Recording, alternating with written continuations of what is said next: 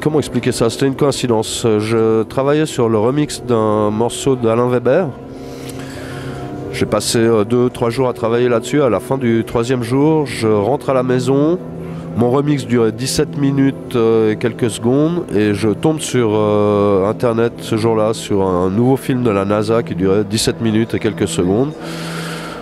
Je me suis dit que j'allais essayer de voir ce qui se passait si on mettait les deux ensemble, et j'ai trouvé le résultat excellent. Donc c'est la pièce que je présente sous le nom de Requiem for the Last Fish.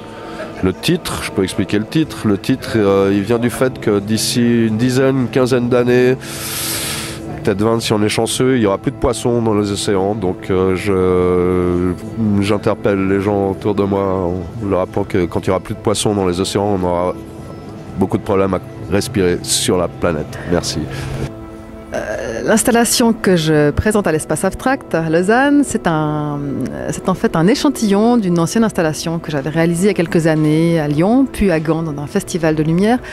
C'était une installation en constante évolution pendant plusieurs soirées, dans laquelle des planteurs posaient des fleurs lumineuses tous les soirs avec beaucoup de lenteur, pour finalement réaliser un parterre de fleurs lumineuses sur à peu près 400 mètres carrés. Et puis c'était en extérieur où on transposait une sorte de nature artificielle. Et ce qui m'a plu dans cette démarche, c'était de donner un autre angle à cette installation, c'est-à-dire de mettre ces fleurs, qui sont des fleurs artificielles, stylisées, à l'intérieur d'un espace clos pour leur donner, justement, les montrer sous un autre angle. Alors on a toujours cette idée d'une nature artificielle qui d'ailleurs se marie assez bien avec les images de la vidéo utilisée par Paul, qui collabore justement, avec lequel nous collaborons sur cette installation, qui sont des images d'une terre assez désolée, désertique, et ces fleurs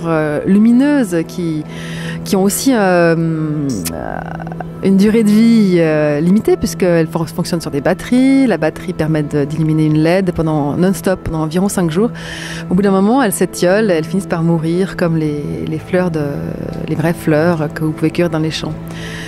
Donc nous avons trouvé que pour cette installation qui est réalisée dans le cadre de Lausanne Jardin, c'était aussi une façon un peu différente de parler de nature, de jardin, voilà, dans une perspective un peu plus large d'évolution de la nature.